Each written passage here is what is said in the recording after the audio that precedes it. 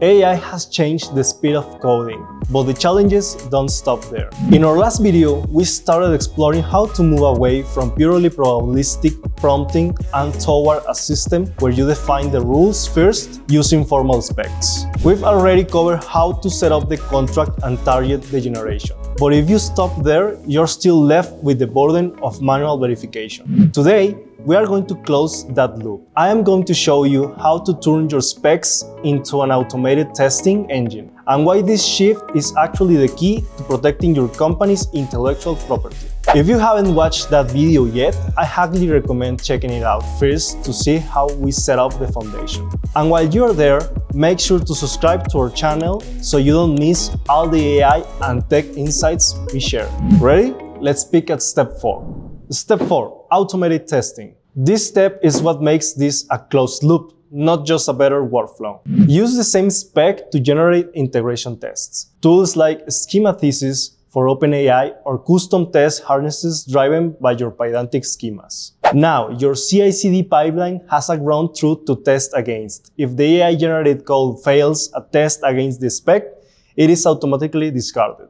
Think about what this means at scale. If your team is running 50 AI-assisted PRs a week, you've just replaced 50 manual code reviews with an automated spec conformance check. Your engineers review the spec once, the system enforces it indefinitely. Now, let's talk about why this matters beyond code quality. In an AI-driven world, your IP isn't the thousands of lines of generated code.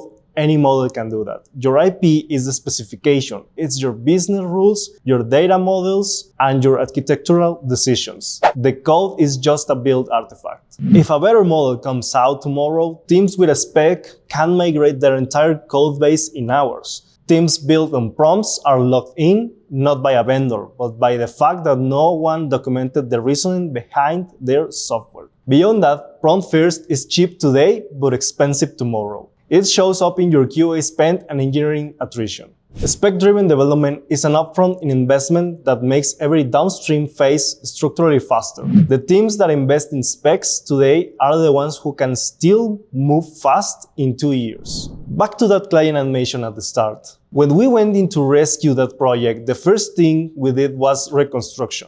Rebuilding the API contracts that should have existed from day one. Open API specs for every endpoint, Pydantic schemas for every data model. Once those existed, we could hand them to an LLM and regenerate critical modules in a fraction of the time it took to build them the first time. The spec made the rescue possible. Without it, we would have been rewriting by hand for months. The lesson is, you are the architect, the AI is the contractor, and no contractor can build what the architect hasn't designed. If your team is heading into a project with AI and you're still starting from prompts, change the workflow now. The depth compounds, and when it does, the spec is the only thing that lets you dig out. How is your team handling this? Are you using formal schemas to guide your AI, or are you still dealing with 400-line prompts? Let me know in the comments. And until the next one, happy coding!